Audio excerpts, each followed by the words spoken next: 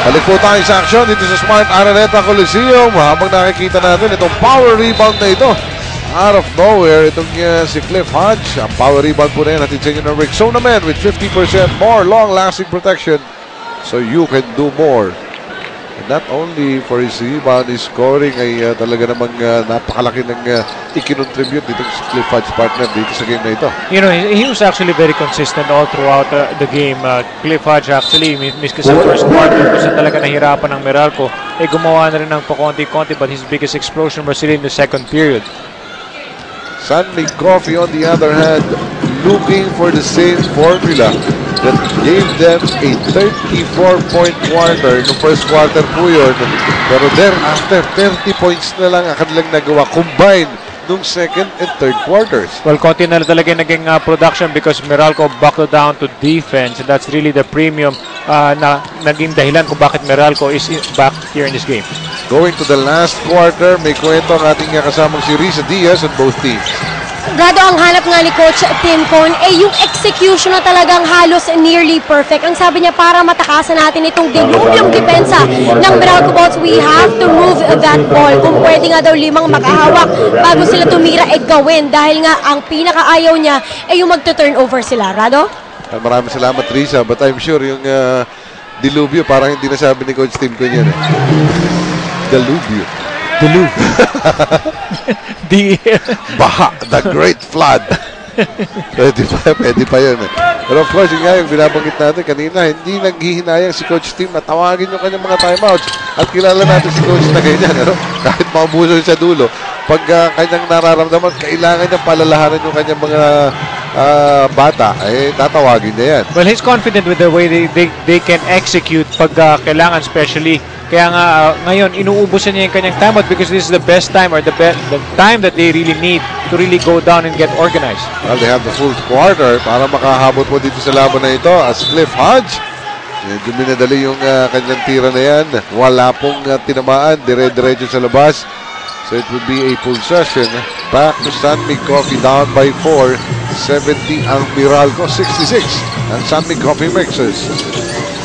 James Yap against Sunday Salvacion. Atake si James, yung kanyang one-hander. Sumabit si Sunday Salvacion. San Mig Coffee now going to James Yap and trying to make him create out of the triangle offense. Gusto na rin lang painitin itong si James, giving him the liberty to create his own shot. Namintis pa sa free throw line.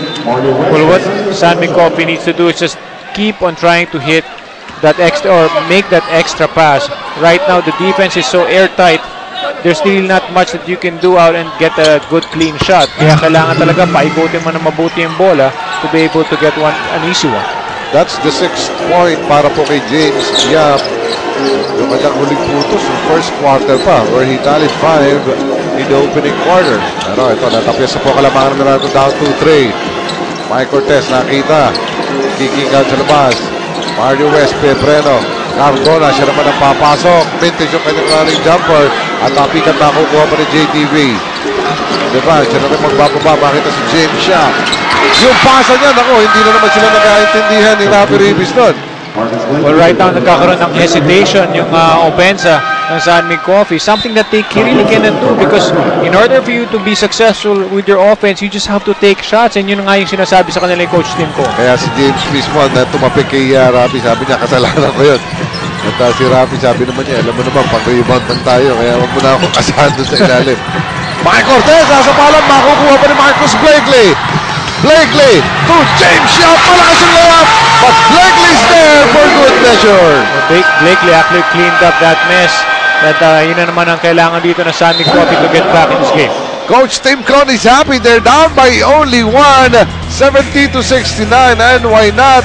Momentum has shifted to the Coffee Mixers. Marcus Blakely going to work. He had the steal. He had the putback. Balik po tayo dito sa Smart Araneta Coliseum. Kabilang na ang ating mga taga-subaybay dito, si Camille Prats. Panahon mo yan yan Noong ano pa siya, ang TV pa lang siya. May pahabol pa pala yun. Of course, Mrs. Mark Pingris, Danica Soto.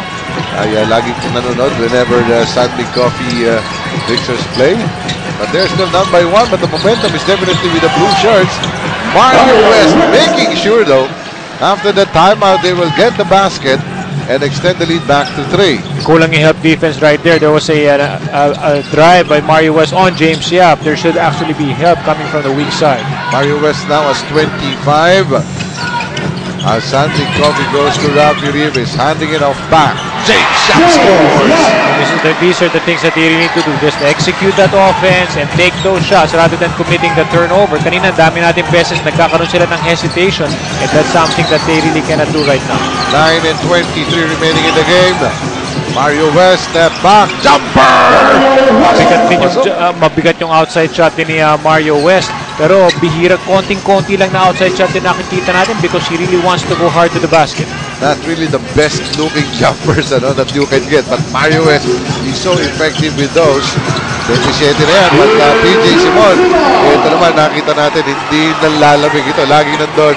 Now was 13 points, and the lead is only 1. Meralco on top, 74-73. John Wilson has been hot all game. He'll take it one-on-one instead. Passing it off. Chris Ross, tapos yung kanyang tres. Makukuha ni J.R. Reyes. And he was hammered in the process with a triple team. Rafi Rivas, nakita natin mga referees for his third. You know, sayang yung mga ganong opportunity for Sammy Coffee. They already played good defense. They had Chris Ross take an outside shot. Pero ang problema, you give second chance points for Meralco na nakakuha ng offensive rebound. Ito si J.R. Reyes. Well, ito po, tingnan muna natin itong napakalakas na galaw patungo sa loob itong si Mario West. Ipusan niya ng photon, empower your business. Samantala, dalawang mintis yung free throw itong si J.R. Reyes. Ngayon pa lang siya nagpa-practice. Sayang yun, sayang opportunity na yun because at least that could have preserved their lead. Marcus Blakely with a big slam! Ginising ang mga fans ng Sunmig Coffee Mixers dito, and why not? Balik na ang kalamangan sa Sunmig. Pero itong si Marcus Blakely lang talaga yung bumubuhay consistently for Sunmig Coffee, doing it all from both defense and offense. Buhay na po ang mga fans ng Sunmig Coffee ng shouting defense at nawala pa dahil sa magandang depensa mismo ng mga taga-Sunmig Coffee Mixers. Ngayon naman nagbabago ihip ng hangin yung Meralco Bots naman ang hindi maka-execute. Coach Ryan Gregorio kanina pinagsasabihan niya yung kanyang mga players, but look at this exclamation point by Marcus Blakely. Marcus Blakely against Chris Ross. Cliff Hans rather. Babalik kay Marcus Blakely yung pasa niya, masasave pa ng Meralco. Pero si John Wilson, nakita ng ating mga referees, wala last touch, which is actually a good call.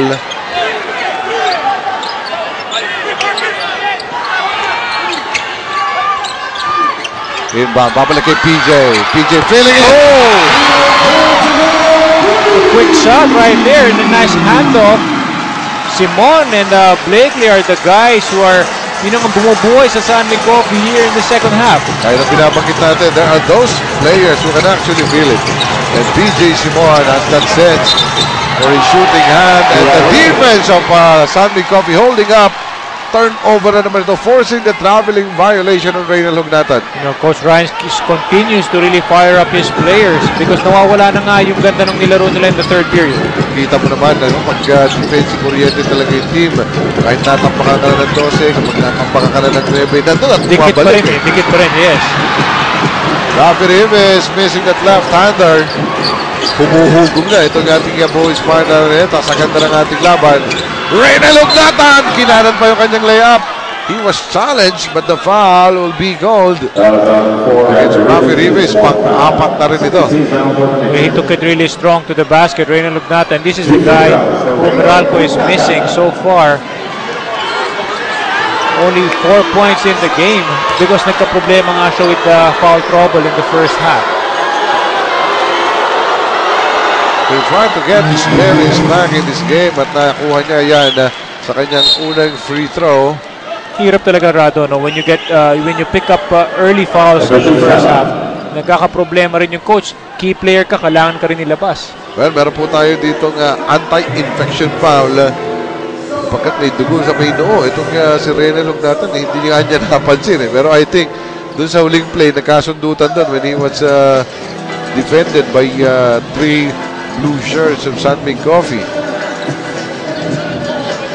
Pansamantalang lalito, but you know, the entire Coliseum, nakumpleto na yung drama. May high-scoring quarter ka, nagdikdi ka na ng gusto, nakalamang na yung magkabilang kupunan dito sa kalahating quarter na natitira.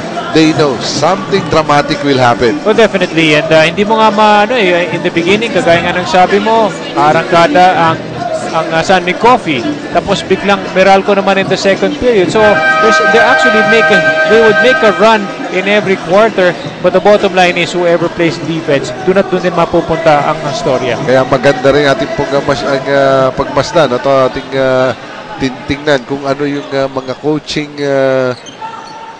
adjustments na gagawin nila dito. Napaka-importante. Especially, you see actually the adjustments when you see that the team is not doing well. Doon mo makikita kung yung galing ng both coaches, kung ano yung mga ginagawa nila para mabuhay ulit ang kanilang koponan. Reyna Lugnatan completes his trip to the free throw line to tally his 6th point of the game. 2 puntos lamang po na mamagitan, but still Sunbeam Coffee also with the possession. Mark Baroka looking for some movements. Showing up is PJ Simon against John Wilson. 5 seconds sa kanilang shot clock. PJ! Dire-diretso! For a while, breakdown na dun yung triangle offense ng Sunbeam Coffee. It's good that you have a PJ Simon who can actually put the ball on the floor and make a shot. Tama ka eh. Pag wala nang patutungan, bigay mo nila kay PJ yan. Bahala na siya. Samantala si Cliff Hodge, bahala na rin sa tres. Unti-unti lang namin mintes ang mga pukol itong si Cliff Hodge. So another opportunity for the Sunbeam Coffee para pahabain na kanilang kalamangan. Their highest was at 12 points. Pero kanina po first half yun. Yung ating second half ay Meralco na nagko-control. Pero dito, bumabalik na ang Sunbeam Coffee. James Shop, outside shot! Lumabas! Nagsisigaw rin mga fans. Panira na talaga kay James yun. Kaya nagdaan ang Pepreno. Hinahanap ito si Mario West. Nakita niya, bibigyan pa niya ng big. Mario West against James Yap. Jumper, lumabas din! And rebound goes to Rafi Rivas. At nabibigtis na nagpapalakpakan yung mga fans for the great defense na talaga namang binibigay na magkabilang kumulan dito. Marcus Blakely! Parang sayaw yung kanyang gagalaw. Side step, bumomba pa kompleto yun. Ang lakas nung dating niya to the basket. That was actually a great move. Marcus Blakely, especially when he's going to the basket, he's actually unstoppable. And Meralco will call a 30-second timeout habang babalikan po natin itong galaw na ito ni Marcus Blakely.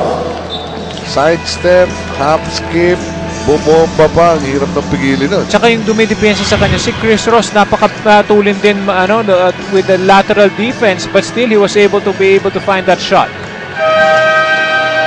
82-76 ang ating pong tala. Habang titingnan po natin ang mga pinagagagawa nito nga si PJ Simon. Crossover move, dire-diretso with time winding up. Parang replay and replay yung kanyang mataas na mga jumpers.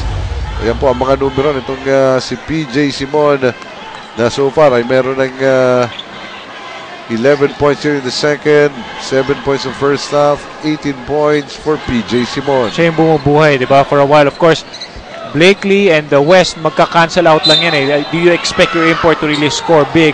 But guys like PJ Simon, they're the guys who, the equalizer yan eh. Because yan ang pangontra mo talaga or pangdagdag mo in case magkaroon ng problema sa import.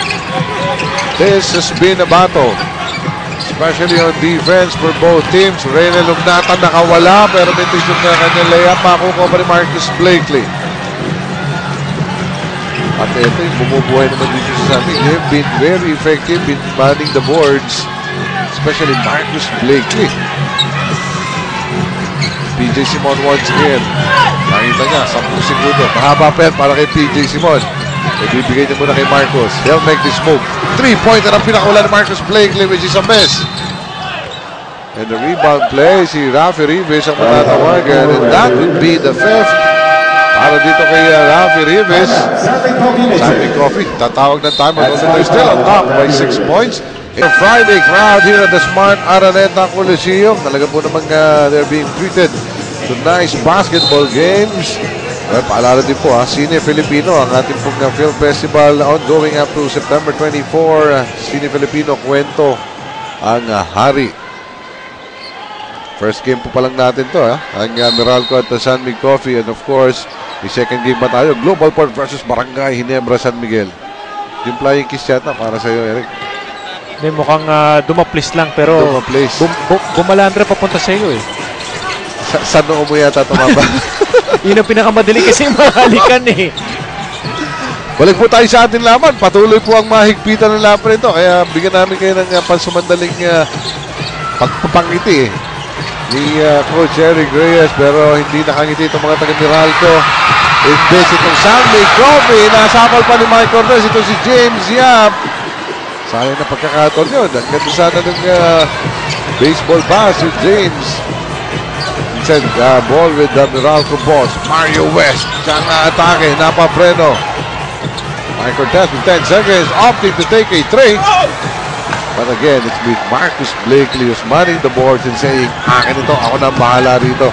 13 rebounds for Marcus Blakely tonight. What can you say about that defensive job by James Yap so far and Mario West? I didn't really expect, you're the number one scorer in James Yap to guard the import. I was expecting a Pingris or even Blakely, but here, James Yap actually doing a good job defensively on Mario West. Alam mo, inuulit-ulit ni James Yap yan. Maaaring sasabihin natin, excuse lamang yan na hindi maganda kasi yung kanyang taking game. But noticeably talaga, yung kanyang sipag sa depensa, much improved James Yap. Gamit kasi man ang kanyang tira mula sa malayo. Pero makakasundan si Mark Baroka, but a counter steal. Namakuha naman itong si John Wilson. They go to Raynel Hugnatan. Hugnatan on the post. Kick out niya dito kay John Wilson. John Wilson nakita kay Cliff Hodge. Hang time! But he was fouled in the process by James Yap. Only the first para kay James. And Cliff Hodge natahimik na dito sa ating fourth quarter. He was big in the second and third. Finally scoring from the free throw line. As John Wilson, ilalabas muna ni Coach Ryan. Babalik si Macmac Cardona. Pasok yung una, mintis yung pangalawa para kay Cliff Hodge. Now with 19 points in the game. But his team is down by 5, 82-77. Eksakto, 3 minuto po natitira sa ating laban. And what a game we're witnessing here in our penultimate day of the elimination sa Governor's Cup action of PBA 2013. Marcus Blakely was blocked by Hugnatan. Makukuha pa ni Mario West. Kakaripa sa Stray. Layup niya, wala. Pero may foul. Na itatawag ang ating mga referees. I think na ito yung PJ. O James, matatawagan ang kanyang pangalawang personal foul. Maganda pa rin yung for James Yap, 2 fouls only, plus you're also guarding the import. Normally, if you're the local tasked to guard the import, nagkakaubos-ubos ka na kagad sa fouls with still 2 minutes and 40 seconds left in the fourth, but not with James Yap. Vicente na rin, I would say, he is actually doing a great job on itong si Mario West because he knows na may help side defense sa likod kung sakali makalusot sa kanya. 29 points para kay Mario West. Notwithstanding yung kanyang natanggal na kuko. So kaya po may beda pa yung kanyang hinlalaki. May plus pa no? May sugat pa yan. Partida para kay Mario West. Super Mario delivering for Meralco Balls. His team is down by 3. 82-79. 2 minutes and 22 in the game. They go to PJ. Stop! Segment the basket. Grabe talaga si PJ Simon. Ito nga yung hinahanap nila na mo-provide ng numbers coming off the bench. Mario West, nakahanap na naman ng contact. There will be no free throws, although nasa penalty na. James ang patatawagan na muli ng personal foul with his third personal foul, but makikita mo pa rin once Mario West attacks, automatic ang sumasalubog sa kanya. Well, yun na lang talaga. You really cannot stop Mario West. Kanina nakita natin si Pingris na nga yung dumidepensa, one of your best defenders, and it's really very tough to guard itong si Mario West. 13 out of 16 free throws itong si Mario West making a living in the free throw line. Ibang klase naman ng steadiness sa scoring itong si Mario West. pag nakatungtong ka talaga ng NBA, parang iba talaga yung kumpiyansa mo playing with the other leagues, you know? Well, malaking bagay talaga kasi yung confidence level in any league. And with any of the players, especially when you're already in the pro league, kumpiyansa talaga ang nagiging susi niyan. Only 3-point lead. At bola pa po ng Sandbake. 5 seconds. Barroca, buntik pong mapatravel doon. At si Mario sa pabantay sa kanya. Diving for it. Macma Cardona and Mark Barroca. And a 24-second shot clock was rightly called. Again, credit the defense of Meralco Bolts. And a chance for them to inch in closer. A minute and 44 remaining in the ball game. At tawag ang Meralco ng timeout. They would want a execution sapagkat ito single possession ball game ito pero enough time. A minute and 44 ang haba pa nito. It's the most important. Every possession counts right now. But balikan muna natin rato ang team standings. You know, the winner will actually go to a solo second. Actually, this is the last game for both teams. Napaka-importante talaga yung manalo ka ngayon kasi at least sigurado ka na twice to beat kapag pasok mo in the next round. Whereas the loser, nako, aantay mo pa yung mangyayari sa Barangay Ginebra, aantay mo pa yung mangyayari sa Alaska Aces kung makakalima sila. And those are the teams, including rain or shine, na magiging problema for the team losing this ballgame. At gaya po ng binabanggit natin, ay talagang karapat dapat itong dalawang kupunan na ito na maglaban para sa second. The second hottest team in Sandbake Coffee with a 4-game winning streak, and Meralco has been a giant killer dito sa ating elimination round. Mario West asking for a high pick. Instead, nag-roll ito, sinignatan. Maiiwas si Cliff Hart. Full attack. Stop. Ang jumper niya, kapos. Pero nandun si Rayo Lugnatan. Malakas naman. Tabigan na kukuha pa rin ng Sandbake Coffee. With Mark Barroca having control of the letter saying, atin ito. Sandbake will use some clock here. With 14 in their shot clock. Papaikutin nilang mabuti. They're up by 3. Mark Barroca. Dire-diretso. Pumasok. Well, he did it in that last game. Mark Barroca again rising to the occasion. Pressure pack to give it to Barroca for 2 points. Nerves of steel para dito kay Mark Barroca. Although they were on top by 3. Kung namintis yan, that could have shifted the momentum back dito sa Meralco. But Mark Barroca, all confidence in this young point guard of Coach Tim Con.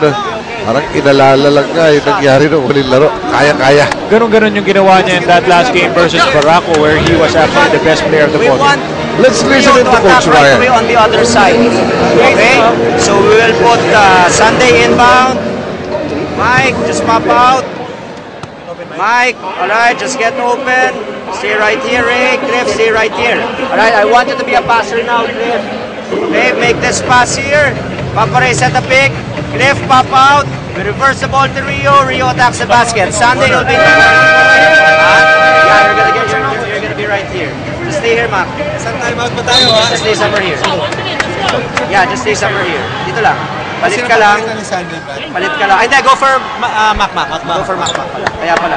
Stay somewhere. They're gonna trap it, alright? They're gonna trap it. After you make a trap, dribble out. Cliff will be here. Rayo. Sunday will be here in the corner.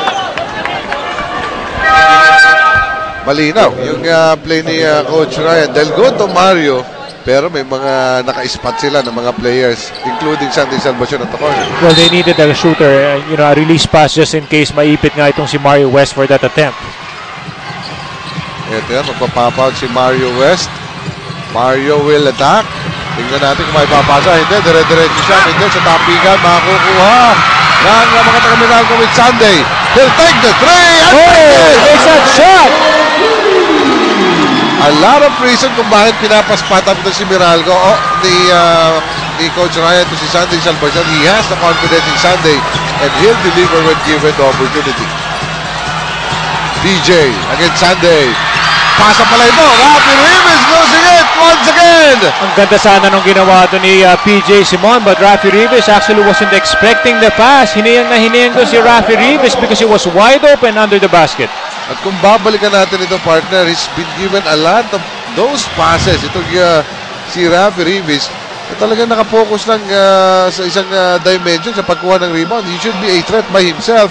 Habang nakikita natin yung matinding tira nitong si Sunday Salvacion. Ito, luwag na luwag. Naiwanan na. Pero nawala naman ni Rafi Ribis yung magandang pasa ni PJ Simon. Sunday Salvacion actually taking advantage of that minutes na binigay sa kanya with that nice 3-point shot. Let's listen in this time to Coach Tim. We do not want to give up a three, fellas, if we can help it, all right? But nothing easy to the basket. Okay, I'd rather get three than easy to the basket. Okay? Let's play straight up. Alright, now, if they come and screen, alright, how do you want to do it? You want to push it on West, or take two over Milford? Alright, let's just corral you. Eto, balikan natin itong ating kwento kanina. Actually, a rousing fast break para sa kupunan ng San Mig Coffee. There was a putback and a completion by Marcus Blakely, who also initiated that steal. At inpusan niya ng Rouser 135 by Kawasaki Rouse, the rider renew. 2-point ball game, pero bola ito ng Meralco at this time, partner. Well, it's going to be Meralco right now setting up and for the equalizer. Inbound, nahirapan mo doon ng Meralco. With 30 seconds remaining in the game, 19 sa shot clock ng Meralco. They need a basket to tie. A three-pointer to take the lead. They go to Mario. Mario West, once again will attack. Nakita si Sunday. Take the three! Lumabas yun! At sa tapikan, mag-jumble. Ito si Cliff Hodge. At si Rafi Rivas. But that shot by Sunday. Lumabas sa loob na eh. Again, I thought that Sunday Salvacion would be the savior para dito sa Meralco Bolts. They had a good attempt at the basket. Talagang lumabas lang. It rimmed out. Pero hindi na iwanan. Ang ganda pa rin ang cover doon. Itong si James Yap challenging the three-pointer. Samantala, tapigan. Makuha. Mark Baroka na muna. Kumuha pa ng contact. Papasok ang layup. Confidence Baroka. Under pressure. He really knew what to do with that basketball. Binagapan niya ng konti. Wala nang time ang Meralco. Itentra sa laman. Mark Cortez. 88-87. Kailangan po. Maaagaw pa. Mario West with 3 seconds. Will stop. Nasaan mula sa likuran. And a block from beyond from Marcus Blakely.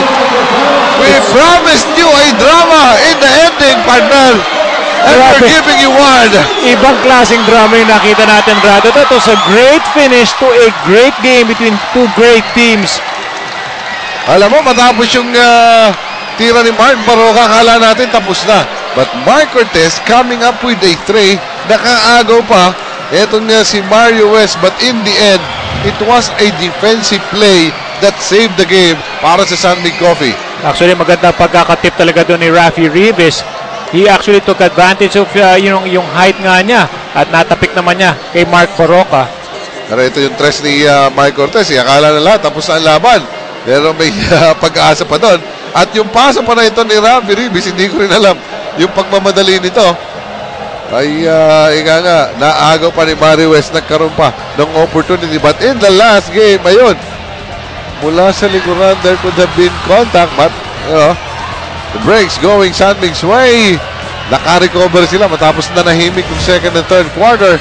Natapos mo tayo, 88-87. San Mig Coffee will take solo second at maghihintay na lang sila nakalaban, while Meralco Boys maghihintay pa ng mga komplikasyon dahil marami pa pong kupunan. Naghahangad na makakuha ng twice to beat advantage. At makakasama po natin ang ating best player of the ball game, PJ Simon, was consistent all game long with 20 points, 2 rebounds, and 1 assist. Well, alam mo, kasama po natin itong si PJ. Ready na ba si PJ? Ito, PJ. Well, na yung laban natin, 34 points yung in-score nyo ng first quarter, but thereafter, it was all defense. Ikaw lang yung consistently gumagawa sa kupunan ng San Mig Coffee. But in the end, gaano kalikot ang sa inyong isipan sapagkat git-gita na yung laban na nangyayari?